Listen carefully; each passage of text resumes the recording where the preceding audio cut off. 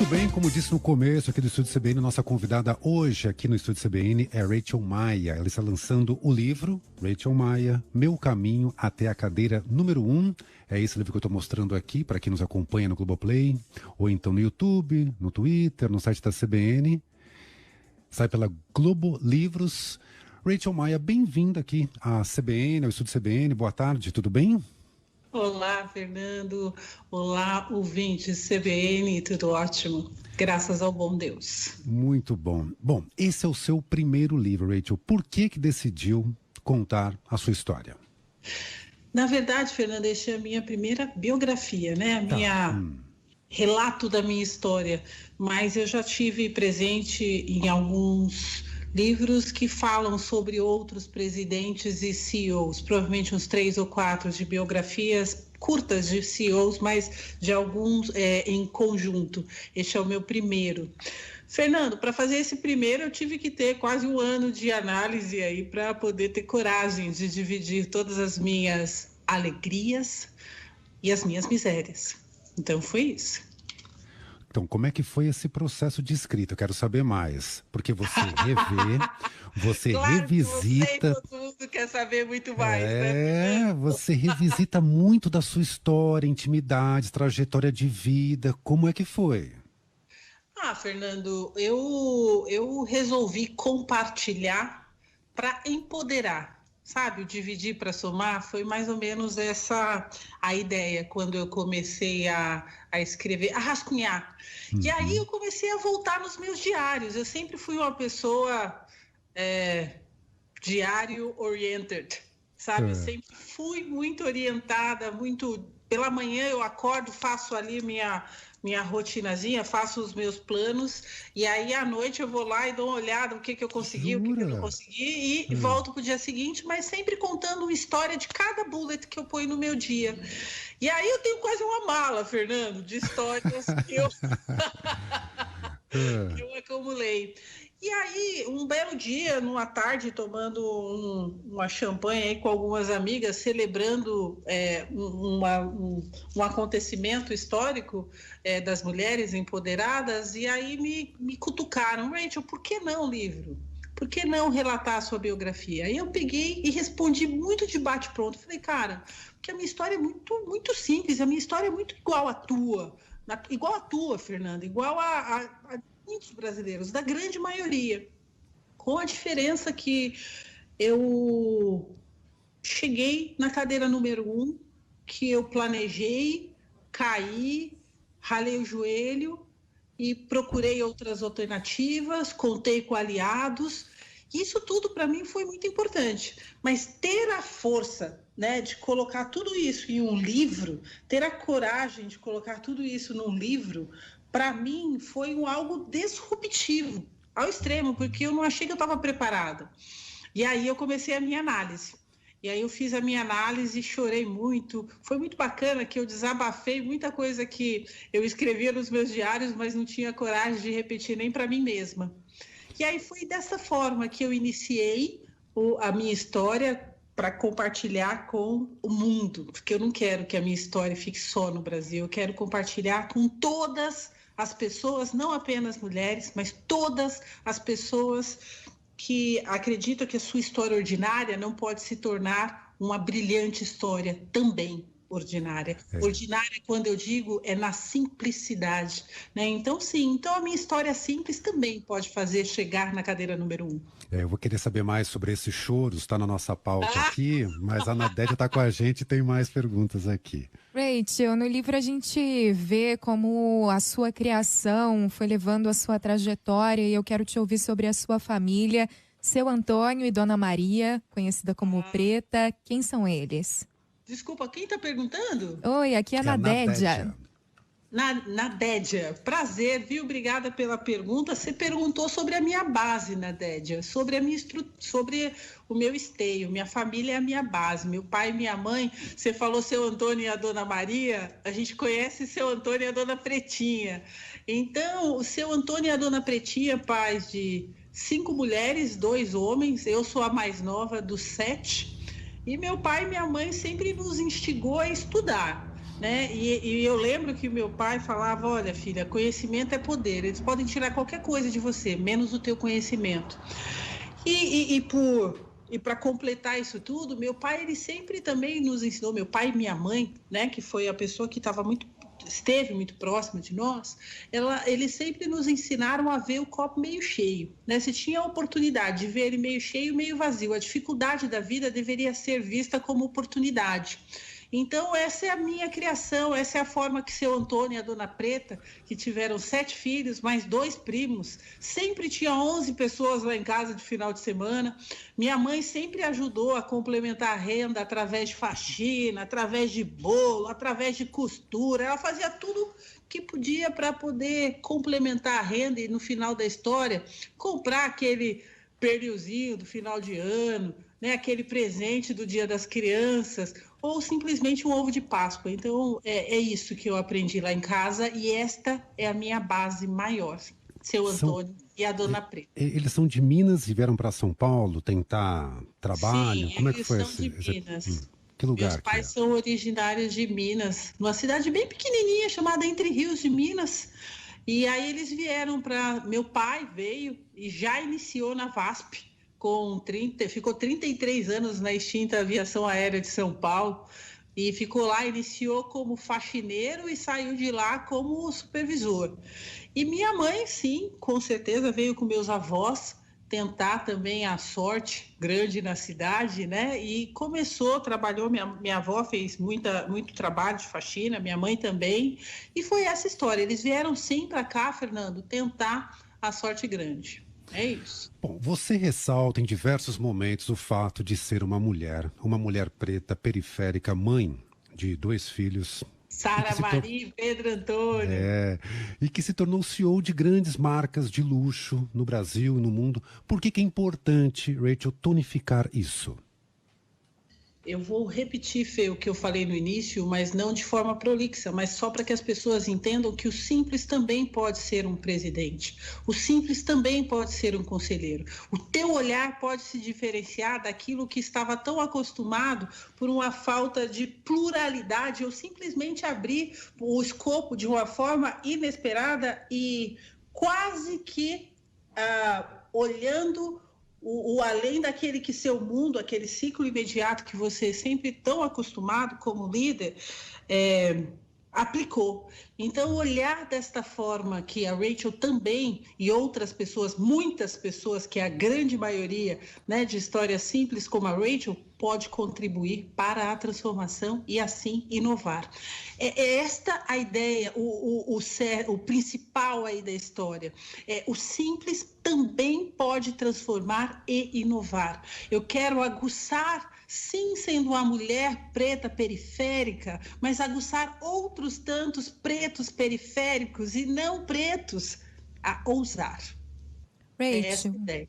Um dado de 2019, apenas 13% das mulheres ocupavam cargos de presidente de empresa no Brasil, 1% mulheres negras. Que ambiente é esse? É um ambiente que você tem que, no meu caso, que sou muito temente a Deus, acredito no algo maior, tem que rezar todo dia. Rezar todo dia para se fortalecer, porque diversas vezes no dia vão tentar te desencorajar.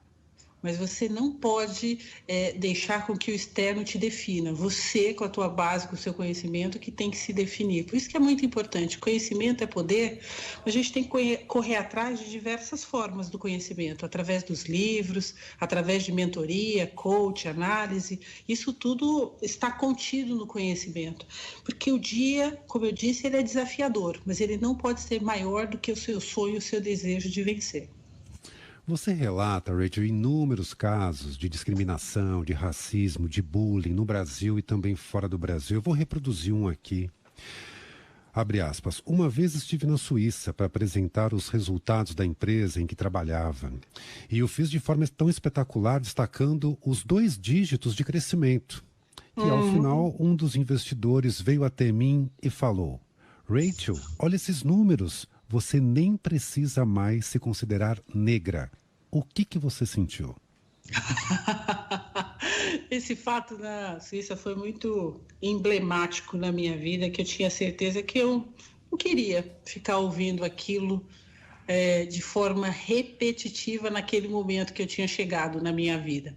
Então, sim, me deu um frio no estômago, mas um frio de forma negativa, não aquela do inesperado, mas um frio de decepção, de olhar todo o meu trabalho ser definido pelo tom da minha pele, não precisar sentir mais o tom da minha pele, porque eu tinha passado pela arrebentação.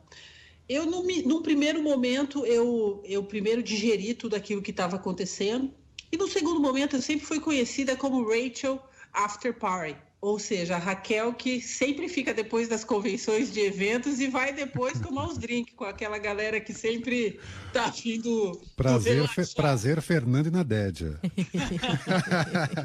aí, nesse dia, o cara foi.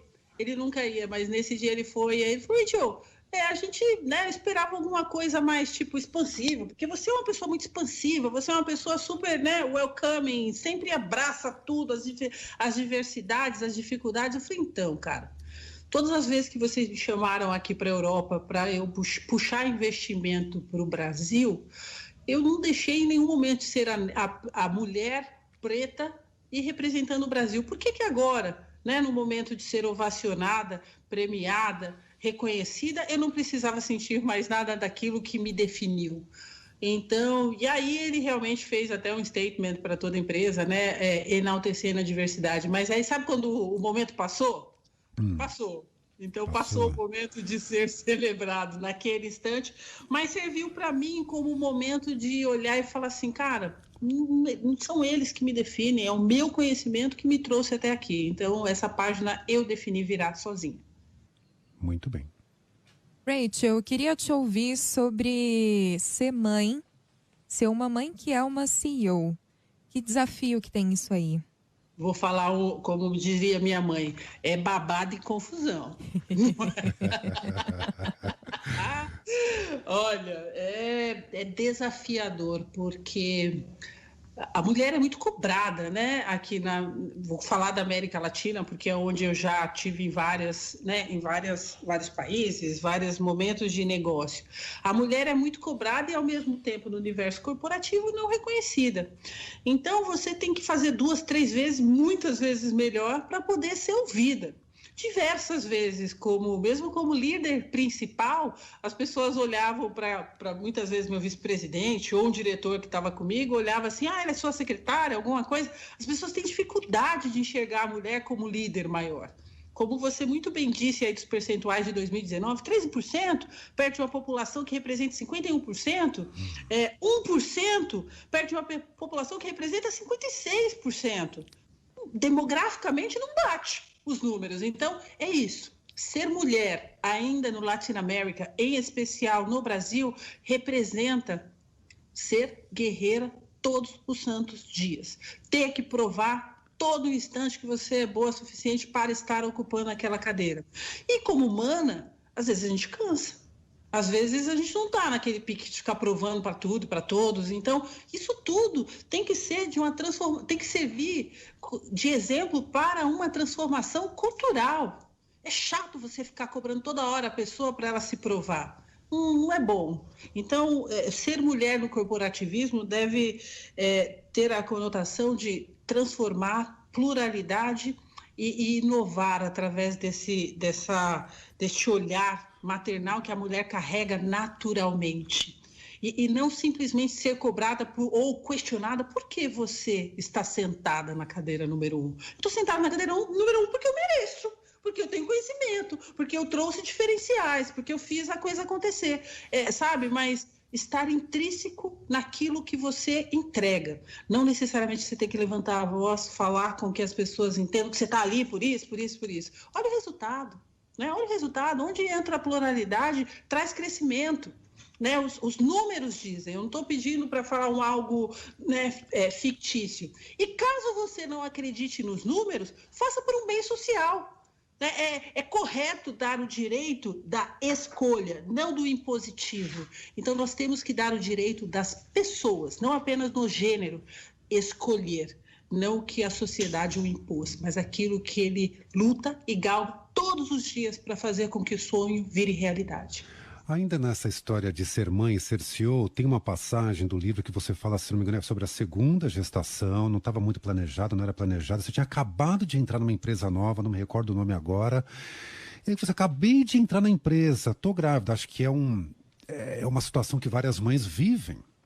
Como é que foi esse caso? Na verdade, Fernando, o primeiro foi a minha Foi a Sara primeira? Maria. Tá. Mas aconteceu nas duas últimas empresas. Mas o primeiro em especial, eu tinha muito pouco tempo, eu tinha 8 meses de casa. E aí eu fiquei grávida. E quando eu fui para Brasília, o presidente chegou, o presidente ibérico chegou, Daniel Benzadon. Aí nós fomos para Brasília inaugurar uma loja. Qual que era a empresa, Rachel? Era a Pandora. Tá. E aí eu cheguei, na época era City Time, porque era um franchiser master aqui no Brasil. Não era ainda subsidiária da marca. E aí, quando eu cheguei para ele e falei para ele, na verdade eu fiz todo um planejamento para contar que eu estava grávida e que eu realmente iria pedir a conta. Aí no almoço, no meio do almoço, eu falei, Daniel, eu gostaria de colocar meu cargo à disposição, eu estou saindo da empresa. Aí ele, como espanhol, meu nome é Rachel, meu nome não é Raquel, né? Aí ele me chamava de Rachel. Rachel, mas por quê? Eu te contratei para fazer a expansão da marca, e você quer sair, né? Eu peguei, olhei para a cara dele, deu aqueles 2 segundinhos que parece que passou uma eternidade, eu olhei para ele e falei, então, estou grávida. Como você muito bem disse, me contratou para fazer a expansão da marca, eu quero ser correta, né, com você, e eu acho que eu vou ter meu período de maternidade. Aí ele olhou para mim, ele deu mais uma garfadinha, mastigou, olhou de novo e falou, então, Rachel, aqui você tem um aliado. Para mim, vida é bênção. Se você quiser continuar, faremos as devidas adequações, mas eu quero que você continue na empresa. Ali, a minha lição, Fernando, de aliado, ele se configurou em um homem que, num pré-julgamento meu, eu achei que não iria querer a mulher grávida trabalhando. Eu errei, estava errada, e ali eu aprendi. Nós não podemos tomar decisões e nem ter ações precipitadas e pré-julgando o que o interlocutor vai já responder ou deduzir daquela situação. Então, eu sou grata a Deus porque eu tive ali um aliado espetacular. Foi um homem chamado Daniel Benzadon que me fez fiquei.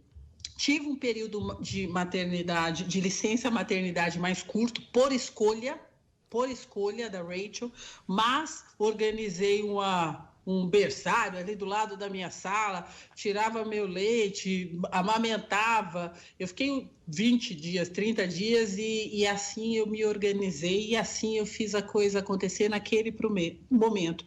Por ser uma mãe independente, Fernando, as responsabilidades são outras.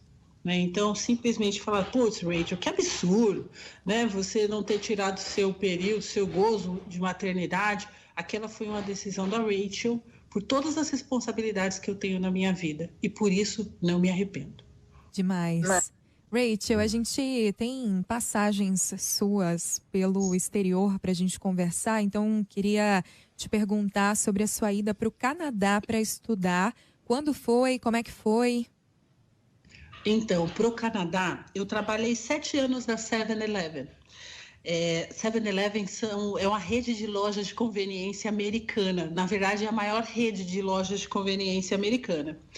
E eu fiquei lá por 7 anos. Eu entrei como analista, foi lá que eu sentei na minha primeira cadeira de gestão como contadora e depois como controller, depois como diretora financeira.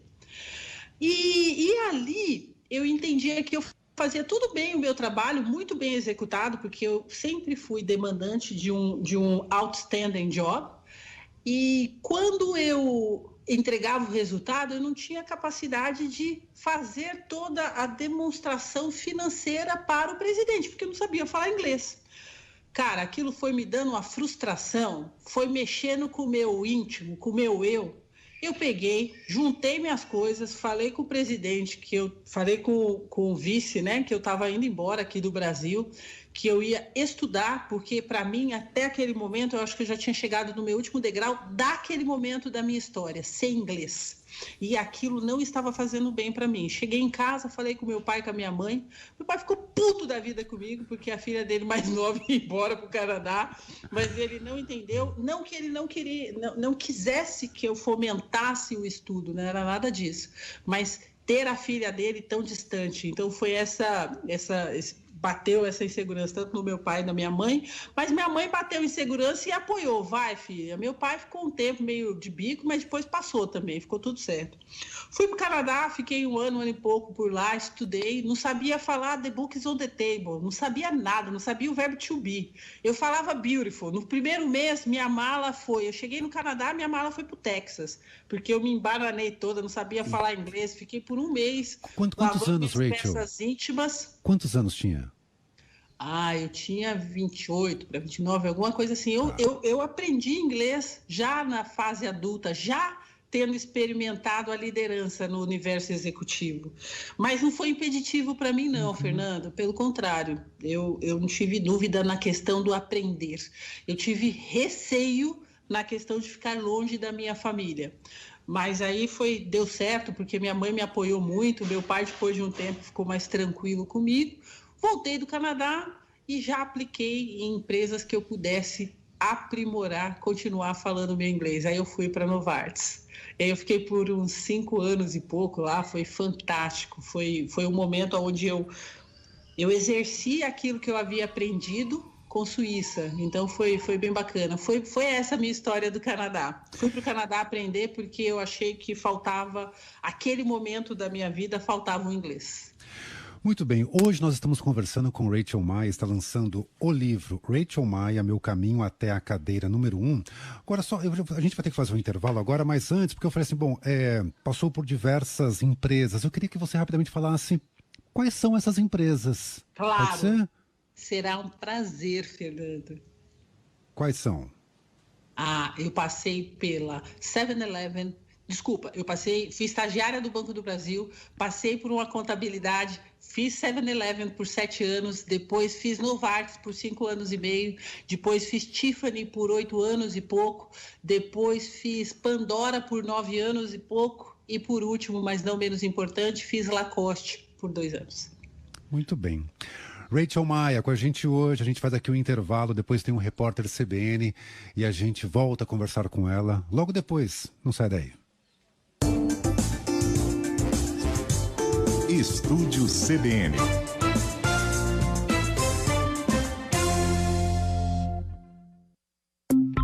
Olá, eu sou a Pétria Chaves e venho aqui te contar os destaques do Revistim CBN-Joca dessa semana. Nós falamos sobre idiomas e como surgem as palavras.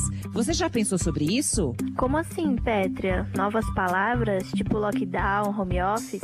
Eu nunca tinha parado para pensar nisso.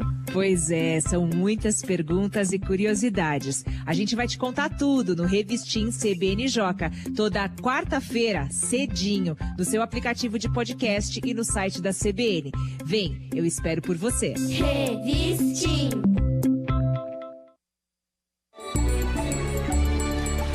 O CBN Sustentabilidade deste domingo fala de economia circular na moda, uma visão contínua e cíclica da cadeia produtiva. Em vez de explorar os recursos naturais, utilizar e descartar os produtos, na economia circular, eles passam a ser reaproveitados em um novo ciclo. Essa é uma solução para mitigar os graves danos provocados pela indústria da moda. A gente já produz mais de 80 bilhões de peças por ano, sendo que essa indústria é responsável por 20% da poluição industrial de água, 5,2% da geração de resíduos, 23% dos químicos usados na agricultura e 10% da emissão global de CO2. Eu converso com Tadeu Almeida, CEO e fundador do Repassa, um brechó online que revende peças de segunda mão dentro dessa perspectiva de reduzir o impacto socioambiental da moda e engordar o bolso do cliente. O CBN Sustentabilidade é neste domingo, às 8h10 da manhã, com reprise às 10h30 da noite. Eu vou te esperar, hein? CBN Sustentabilidade, com Rosana Jatobá. 2h57, com a chegada da frente fria a São Paulo, a Defesa Civil já alerta para chuva intensa em diversas regiões do estado. Nesse momento, chove de maneira forte, por exemplo, em Gastão Vidigal, Macaubal, Birigui e também em Campinas e Cunha, chuvas com raios, inclusive também, por exemplo, em Limeira e Iguape. A orientação é buscar abrigo, não ficar embaixo de árvores. Ao longo da tarde, a gente vai atualizando essa previsão para o ouvinte da CBN. Rádio CBN, ZYD 800, FM 90,5 MHz, São Paulo. Na internet, cbn.com.br, em nosso aplicativo e nas plataformas de podcasts.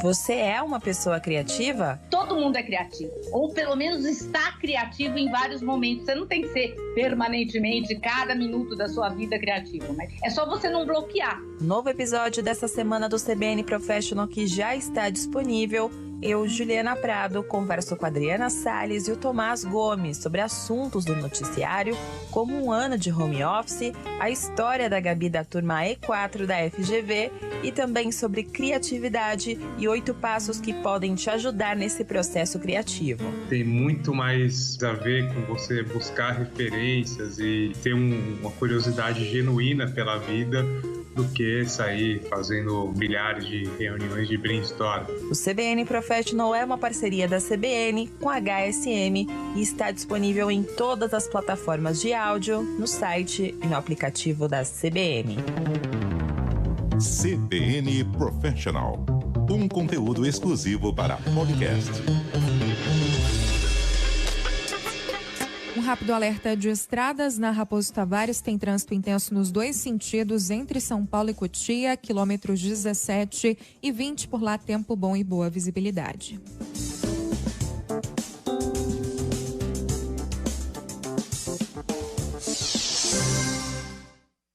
Rede CBN, top de 5 segundos.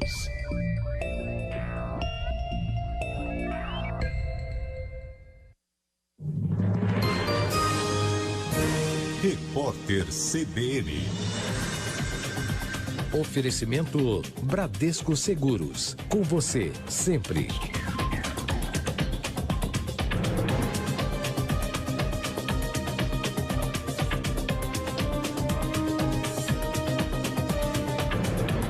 Terça-feira, 6 de abril de 2021. Servidores da Prefeitura de Belo Horizonte denunciaram que corpos estão sendo armazenados de maneira incorreta diante da lotação das UPAs da capital mineira. Eles disseram ainda que muitos pacientes morrem sem receber o tratamento necessário. O Sindicato dos Servidores enviou um ofício ao prefeito Alexandre Calil para pedir uma solução para a lotação. Segundo os profissionais, pelo menos 84 pessoas morreram nas UPAs nos últimos 10 dias. A cidade de Araraquara, no interior de São Paulo, ficou 2 dias seguidos sem nenhuma morte em decorrência do coronavírus, pela primeira vez em mais de 2 meses. O município adotou medidas severas de restrição por 10 dias e observou os números da pandemia caírem nas semanas seguintes. A Prefeitura de Araraquara antecipou 2 feriados, suspendeu o transporte coletivo e criou barreiras sanitárias. A média móvel de casos de Covid-19 nos últimos 7 dias no Brasil foi de 63.691. O número representa queda de 15% na comparação com os diagnósticos verificados há 2 semanas. Pelos critérios do consórcio de veículos de imprensa, o resultado indica tendência de estabilidade. O cálculo é feito com base nos dados das secretarias estaduais de saúde. O ensaio clínico de fase 1, que testa uma nova vacina contra o HIV, produziu resultados promissores. O imunizante conseguiu estimular a produção de células imunes raras, que são necessárias para iniciar o processo de geração de anticorpos. A resposta foi detectada em 97% dos participantes que foram vacinados. O anúncio foi feito pela Iniciativa Internacional da Vacina da AIDS e pelo Instituto Scripps Research. No horário de Brasília, 3:02.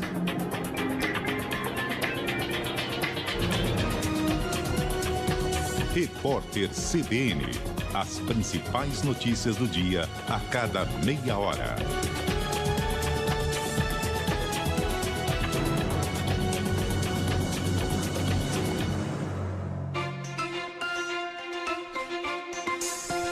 Estúdio CBN.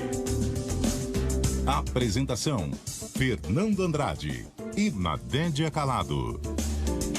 Iniciamos a terceira hora do Estúdio CBN desta terça-feira. Hoje, segunda hora. O que eu falei? Terceira hora. Imagina. É a segunda hora e são 3:02. A terceira hora da tarde, a segunda hora do estúdio. Voltamos com a segunda hora do Estúdio CBN desta terça-feira, hoje, 6 de abril de 2021. E nossa convidada hoje é Rachel Maia, empresária executiva com passagens pela Tiffany & Co, Pandora Lacoste. Está lançando o livro que se chama Rachel Maia. Está aqui para quem está nos acompanhando pelas redes, no vídeo. Rachel Maia, Meu Caminho até a Cadeira número 1. E a editora é a Globo Livros. Fui dar uma olhadinha no nosso YouTube e pesquei lá algumas participações de ouvintes. Rachel, eu queria compartilhar com você. A Maria Aparecida Gonçalves fala assim: Fernando, minha mãe é de Entre Rios. O avô dela foi um dos primeiros moradores da cidade. Tem mais aqui, ó. A Maristela. Espetacular! Sempre Olá, Maria Fernanda! Sempre tem alguém da cidade que a gente fala ouvindo a CBN. É incrível isso. A Maristela Serpejante fala: quando engravidou, ela foi afastada das funções dela. A desculpa da empresa foi que queriam me preservar e que a área iria exigir muito. E ela fala assim: que bom que foi diferente contigo. Tá vendo? Maristela, mas não desista. Deixe claro para todos que você pode estar fazendo esse momento, ou eles te realocaram, mas não desista do seu sonho. O sonho é teu. Nós já falamos aqui sobre discriminação, sobre racismo, sobre sua história, seus estudos, um pouco da sua família. Falamos Fernando, sobre antes da gente continuar, eu posso mandar mais beijo? Porque tem uma galera aqui, olha, empolvorosa para mandar beijo. O time da RM Consulting, que está fazendo um trabalho espetacular sobre diversidade, inclusão e sustentabilidade. Sou conselheira agora, como você sabe. O pessoal lá do Grupo Soma, tá todo mundo ouvindo a CBN. Aliás, tem ouvinte, funcionário do Grupo Soma, que mandou mensagem aqui no nosso WhatsApp para contar que a Rachel faz parte do Grupo Soma. É o Ailson Eringer, onde ele também trabalha, e diz que estão orgulhosos com ela. Então, peraí, o que é o Grupo Soma? Beijo pro pessoal da CVC também, a nossa agência aqui de turismo, que eu sou também conselheira. Um beijo no coração para todos. O que é o Grupo Soma, Rachel? Grupo Soma é do setor lojista, né? De moda muito fashion, né? O Animale, a Farm, Fábula, eles têm aproximadamente a Nativoz, então tem aproximadamente umas 7 marcas. Legal. Bom, você falou sobre Canadá, tem uma história que essa é de Miami, que você foi para Miami estudar, eu queria que você compartilhasse com a gente. Lá você fez faxina na casa de uma figura conhecida. Anos depois, você era CFO, ou seja, diretora financeira de uma rede de lojas de joias, e aí encontrou essa mesma figura, essa mesma pessoa numa loja. Como é que foi? Então, preservando o nome da pessoa, sim, fui para Miami. E quando eu fui para Miami, morei com meu irmão, o Evaldo Maia, ele trabalhava na aviação lá, então eu tive o super apoio do meu irmão. Mas fui para lá também, eu fiz algumas especializações na área, mas tinha que fazer grana. E aí eu fiz house cleaning, eles pagavam, eu me lembro até hoje, né, de média de 10 a 15 dólares a hora. Fiz house cleaning, fiz manicure. Peço desculpa, às vezes eu falo, como minha experiência é muito com empresas estrangeiras e o meu dia a dia sempre foi com americanos e europeus, às vezes eu falo algumas palavras em inglês, mas eu peço desculpa, tá, galerinha? Fiz manicure, fiz faxina, como eu disse, fiz depilação, né? Eu fiz aquilo que eu podia para fazer a coisa acontecer financeiramente, muito embora tinha uma reserva, porque eu fui planejada para estudar também, fiz uma reservinha, mas tinha um apoio também do meu irmão, do Evaldo Maia, foi muito importante. E aí, quando eu voltei para o Brasil, eu voltei e assumi a parte financeira da Tiffany. E num belo dia, depois que eu abri a Doc Lobo, a Tiffany ali na Doc, que fechou, mas eu abri a Doc e num dado momento eu estava lá no salão de vendas com as consultoras de venda e aí de repente me entra essa cliente. E ela entrou e as meninas ficaram todas empolvorosas. Gente, olha quem tá entrando, olha quem tá... Aí eu olhei e falei assim, poxa vida, eu conheço aquela pessoa. E ela olhou para mim e falou, Rachel Maia, você aqui? Aí eu falei, pô, eu trabalho aqui. Ela falou, que satisfação. E me abraçou. E quando me abraçou, falou bem baixinho no meu ouvido, não se preocupa, não precisa falar para ninguém que você fez faxina lá em casa. Aí as meninas ficaram todas olhando para mim, acabou o abraço, eu olhei assim, não, gente, eu fiz faxina lá na casa dela de Miami. Ela ficou verde, roxa, azul, púrpura, ela ficou com vergonha ali. E eu ali, da minha parte, falei, cara, é digno. Nenhum problema falar. Todo trabalho é digno, desde que você não faça mal ao próximo, claro, né, trate todo mundo com respeito. E aí ela olhou assim e falou, não, Ítio. Eu falei, não, deixa como tá, foi mesmo, você me ajudou a pagar minhas contas lá em Miami. Fiz eles chamam lá de house cleaning, né? Eu fiz faxina para você por muito tempo lá. Gente, ó, eu sou grata a ela. E assim ficou. E ali, enquanto eu estive, ela sempre foi uma cliente fiel à marca. E é dessa forma que eu trato as coisas na minha vida, Fernando. Eu acho que a vergonha não, o acúmulo de conhecimento sim. Sim a a experiência que você acumula na vida. E aí, só dessa forma que foi por isso, né, por este acúmulo de conhecimento que eu tive no longo da minha vida, que eu estou aqui na CBN hoje, dando esse testemunho, falando do meu livro, do meu caminho até a cadeira número 1, e podendo empoderar outras pessoas que por diversas vezes deixaram outros definirem elas. E aí eu venho aqui para falar, não deixe ninguém definir os seus sonhos. Sonhe, planeje e realize. Execute, é muito importante. Mesmo que dê errado, que você cair, vai ralar o joelho, levanta, sacode a poeira, procura outra oportunidade que dá certo. Justamente sobre isso, sobre essa sua missão, se eu puder dizer assim, de empoderar outras. Eu trouxe aqueles dados sobre presidentes de empresas e tem uma pesquisa do Instituto Ethos de 2015 que ainda é referenciada, que mostra que você faz parte de 0,4% de executivas negras nas maiores organizações do país. E com isso, certamente se torna um exemplo para outras mulheres negras, para jovens mulheres negras. E queria te perguntar como você trabalha isso e se sente que é uma responsabilidade. É uma responsabilidade, mas ao mesmo tempo nós temos que ver esse marco de 0,4% que resumia-se a uma pessoa na época, nós temos que ver como marco para a transformação.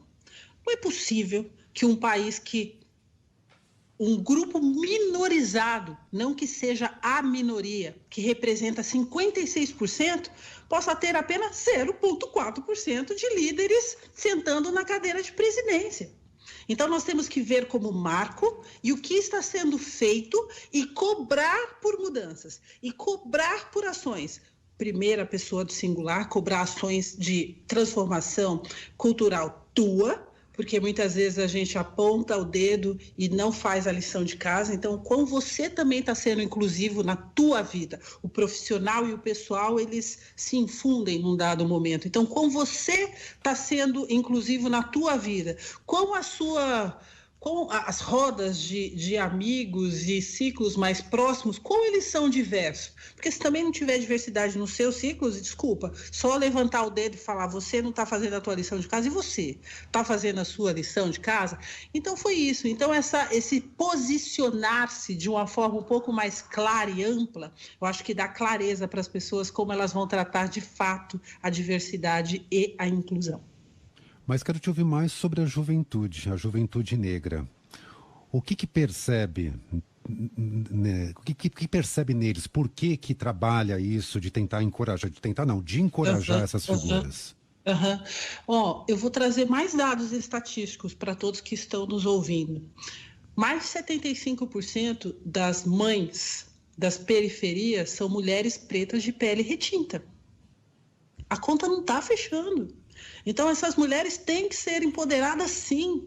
Elas não, esse quinhão que a sociedade pré-estabeleceu por uma abolição mal feita no passado, há mais de 133 anos, sem nenhum tipo de ação afirmativa, isso não pode definir a nossa vida. Ela pode definir uma geração para transição, mas não esse quinhão, é só isso que nos cabe, pelo contrário, não nos cabe só isso, mas para que você possa se empoderar, você tem que ouvir histórias daqueles que passaram sim pela arrebentação, com dificuldade, com todo o esforço e chegou lá. Então, é mais ou menos por aí. E eu faço uma correção, né, em mim mesma. Às vezes falo assim, chegou lá, cheguei lá nada. Eu ainda tenho muito a trabalhar, muito a contribuir, agora como conselheira mais do que nunca, porque aí eu posso estar em diferentes empresas e, ao mesmo tempo, se as pessoas não quiserem ouvir falar da diversidade, vão ter que me ver. Então, eu entro mudo e saio calado e já representei a diversidade. Então, é mais ou menos isso. Uma mulher de 1,83 m, bela, formosa, com as suas tranças, entrou e saiu. Falou assim, puxa vida, quem é ela? O que ela está fazendo aqui? Então, aguça a curiosidade das pessoas ao mais, ao novo, ao transformador. E é isso que nós representamos. E no momento do livro você fala sobre a importância da aparência, né? E justamente sendo mulher, sendo negra, é uma outra matemática, Rachel, para atingir a comunicação desejada com a aparência. O que a aparência pode comunicar? Que importância é essa? Então, eu vou falar através do meu lugar de fala. Eu vou falar da minha pessoa, do que eu vejo e do como eu me comporto. Eu gosto de me cuidar. Eu gosto de estar bem para ver ele estando aqui, mesmo no rádio. Eu fui lá, me maquiei, fui lá, passei o meu perfume. Estar bela para vocês também é muito importante para mim. Então, eu gosto de me cuidar, eu gosto de passar os meus cremes, eu gosto de fazer com que aquilo reflita gostoso para o meu íntimo, para o meu ser. Isso me empodera, porque eu também preciso ser empoderada todos os dias. E isso, sim, é uma das formas. Acabei de receber aqui também uma mensagem da minha dermatologista, a doutora Carla Góes, que me ajuda super nesse aspecto. Tá aqui, Rachel, eu tô aqui te ouvindo, que máximo! É isso, nós queremos celebrar mesmo as pequenas conquistas. Nós temos que fazer com que isso seja costume. Vamos celebrar, como a Marisete falou, olha, me colocaram num lugar de quase escanteio porque eu estava grávida. Marisete, aguarda, vai chegar o seu momento, não esmoreça, continua firme. A hora que você voltar, se você decidir por tua escolha voltar depois da licença maternidade, porque é uma escolha da mulher, aí você volta e, cara, continua fazendo o seu melhor. De média, está cheio o mercado. Nós temos que sempre ser o melhor naquilo que nós decidimos ser na vida. Na sua infância e juventude, tinha uma biblioteca municipal perto da sua casa. Qual que foi a importância da literatura na sua vida? Eu sempre devorei livros, Fernando. Conhecimento me fazia viajar, né? Eu viajava através das páginas dos livros, mesmo histórias lugares que eu não conhecia, ou pessoas que eu tinha a certeza que jamais iria conhecer, e me permitia sonhar. E me permitia também lapidar o meu sonho do futuro, do que eu queria, do que eu gostaria. Eu li todos os livros, mas sinto por não ter tido mais oportunidades de ter lido pessoas que representassem muito mais a minha raça. Então, isso também é algo que, como responsabilidade, nós precisamos ter muito mais de Jamilas, nós precisamos ter muito mais Pestanas, Conceição, e Carolina, Adriana Barbosa, Patrícia dos Santos. Nós precisamos de mais representantes também em formas de livros. Então é isso que representou para mim, abrir minha mente através de histórias muitas vezes verídicas, através de documentários ou simplesmente através de histórias romantizadas, mas fazia parte do meu processo evolutivo. Conhecimento, massagear o meu cérebro através de todos os livros que eu acumulei. Daqui a pouco a gente vai ter aqui o quadro com o Zé Godoy, que é o Clube do Livro. Clube do Livro, e ele vai falar sobre Carolina Maria de Jesus. Cartas a uma mulher, Cartas a uma negra, que foi uma martinicana, a Françoise Egat, que escreveu cartas para Carolina Maria de Jesus. E aí eu não sei mais, só sei isso porque eu não li ainda o livro. Mas aí o Zé vai contar pra gente. Mas aí dá esses spoilers, eu particularmente, às vezes eu fico bem brava, viu? Eu falo assim, deixa comigo, eu quero ler, eu não quero que vocês me contem nada.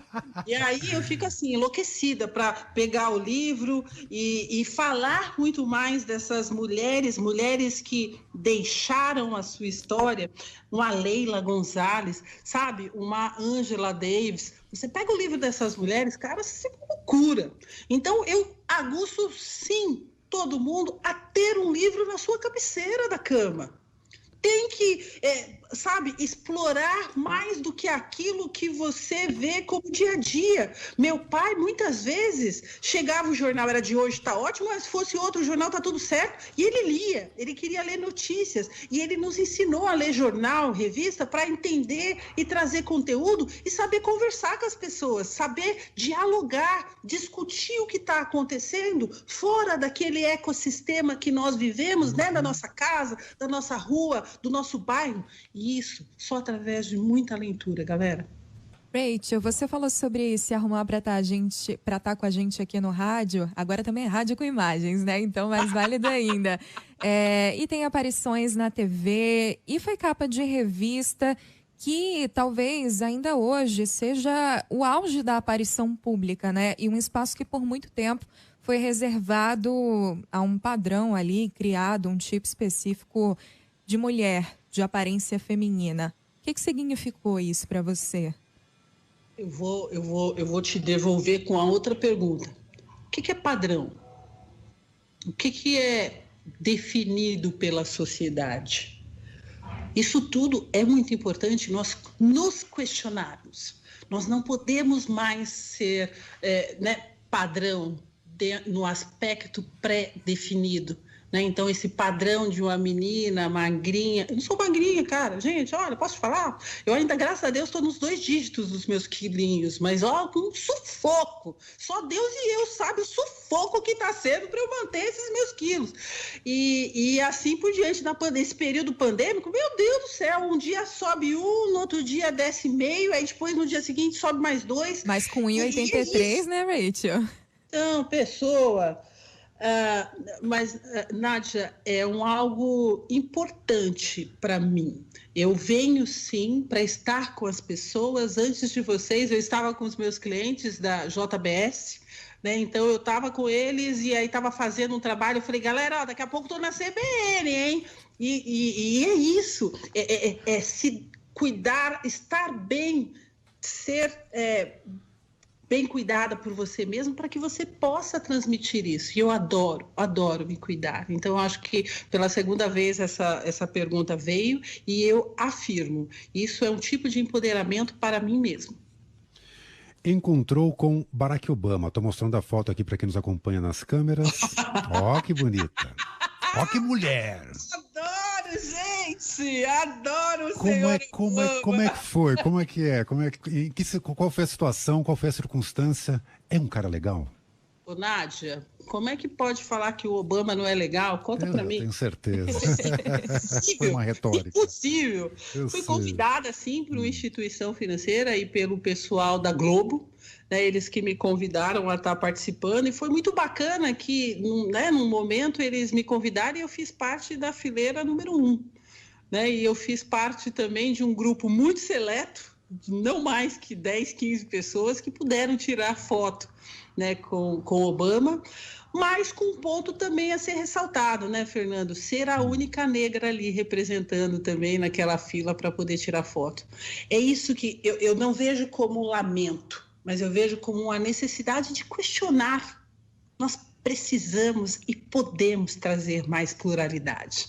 Então, trazer essa representatividade para o Barack Obama, naquele momento, estar com ele, e aí eu falei para ele assim, cara, eu adoro tirar foto com homens altos. E ele voltou para mim e falou, eu também curto tirar, a Michelle é alta, né? Eu falei, putz, olha a Rachel brilhando, gente!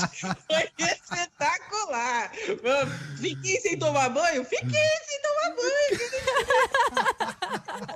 Pô, olha, nem no livro eu falei isso, hein, gente? Não mesmo. Teve uma passagem que me chamou muita atenção, Rachel, que você fala que um problema tem um tamanho que cada um dá a ele. Como é que é isso? Como é que desenvolveu isso na sua vida? A gente tem que tomar cuidado com a proporção que a gente dá aos problemas, senão ele se torna maior do que aquilo que a gente pode abraçar. Isso foi ensinado pela minha mãe. Você que define essa proporção aí. Você quer, mas assuma-o como um problema. Eu vou trazer como exemplo hoje um problema global, que é como tratar, não apenas de forma modismo, a diversidade e inclusão. Então, isso é um problema global, onde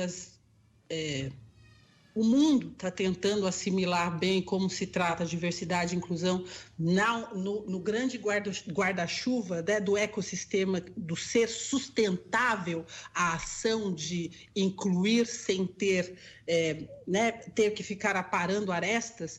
Isso tudo, Fernando, faz com que o mundo tenha conflitos e questionamentos, mas não pode ser maior do que o problema encarado de frente. Encare-o de frente, de uma forma apta a procurar soluções. E mesmo que você não tenha todas as respostas e soluções, não é vergonha pedir ajuda. Diversas vezes eu levantei a mão e pedi ajuda. Onde é que está o maior problema nessa questão de contratação? Os mesmos contratarem por afinidade, os mesmos contratarem por fazer parte do grupo, os mesmos contratarem porque veio da mesma faculdade. Iguais. Isso chama, né, vieses de grupos. Não pode mais. Né? Se você quer transformar, se você quer inovar, você tem que trazer a pluralidade. E essa pluralidade não é só responsabilidade do indivíduo chegar até você através da contratação. Você também, como empresa contratante, tem que procurar novas formas de como encontrar estes talentos. Traduzo isso de uma outra forma. Não dá para ser... As grandes agências têm toda a nossa gratidão, todo o nosso apoio e nosso apreço. Mas as grandes também têm que funcionar como aceleradoras para que pequenas empresas que fazem parte deste ecossistema de contratação também mandem seus talentos para as grandes empresas. Rachel, você... Pode se contratar, que deve mudar para que possamos trazer mais talentos. Talentos, sim, de periferias, talentos, sim, de faculdades que não são de primeira linha, talentos, sim, de pessoas que querem ser lapidadas. Fundamental. Você dedicou uma passagem do livro a contar sobre o que te move. O que te move? Você sabe, esses dias eu estava muito emotiva e essa coisa do ser íntegro, de ser correto, mesmo quando as pessoas não estão olhando, isso é um exercício quase que diário, porque a gente cai no risco, né, da mesmice. E hoje essa mesmice não pode ser mais tão celebrada. Então, o que me move é a vontade e o anseio da mudança, da transformação. É isso que me faz levantar todo santo dia, agradecer a Deus, dar um beijo nos meus filhos, ser grata pela família que tenho e colocar a mão na massa e começar a fazer a transformação através do meu trabalho. Bom, para a gente finalizar, na semana eu lendo esse livro, eu me lembrei. Não, tudo bem, a gente pode marcar outra, calma. Olha só, Rachel. Calma, pode ficar até às 5 então, tudo bem. Ó, na semana passada nós entrevistamos aqui um escritor chamado Stephanie Volpe, ele lançou um livro que se chama Homens Pretos Não Choram. Esse não está entre parênteses, tá? Tem um capítulo que fala sobre isso no seu livro, e eu vou abrir uma aspa aqui para reproduzir. Eu choro sozinha em minha cama, choro debaixo do chuveiro, choro dirigindo, choro ouvindo música. Sentimos tantas vezes como se houvesse um grande complô contra nós, o que torna tudo mais difícil. Como lida com isso? Como lida com essas frustrações e por que chora? Pois é. Eu tive que... Lembra que eu falei para vocês, galerinha, que eu fiz 1 ano de análise? Tive que fazer análise para entender que não era vergonhoso chorar. Então, hoje eu choro também por bobeira, tá? Olhou para mim, eu estou chorando. Mas tem um lado do apoio, né? Do olhar um pouco mais inclusivo, e eu busquei apoio em alguns grupos. Eu posso até mencionar um deles, né, alguns, né, que está até no meu livro, inclusive, um grupo de pretas, que está eu, a Maju, Paula Lima, a galerinha bem Pati, a Val, tem agora está a Thelminha, e assim a gente se apoia. Tem o grupo das presidentes executivas, Power and Fun, tem lá comigo Paula Belize, a Denise, Carlinha, Paula Majeste, Virgínia, algumas delas se tornaram minhas comadres, e assim vai. São pessoas que me apoiaram e acreditaram em mim, mesmo com as lágrimas. E isso não tem preço, sabe? Às vezes as pessoas terem um olhar muito maior do que aquele seu para você mesmo. Isso para mim foi apoio, e isso me fez ser capaz de passar por aquele momento difícil, desafiador, e mandar bala para a próxima. É isso. Rachel Maia está lançando o livro Meu Caminho até a Cadeira número 1, sai pela Globo Livros. Rachel, agradeço muito aqui a sua entrevista, todas as suas histórias. Parabéns por tudo e até uma próxima oportunidade. Beijo, galera CBN, beijo todos os ouvintes que estavam aqui. Obrigada, Fernando. Sorriso lindo, Fernando. Gostei. Obrigado. Hashtag fica aqui a dica, Nádia. Lindo, sorriso. Beijo, cheiro, beijo, obrigado. Beijo, um prazer. Rede CBN, top de 5 segundos.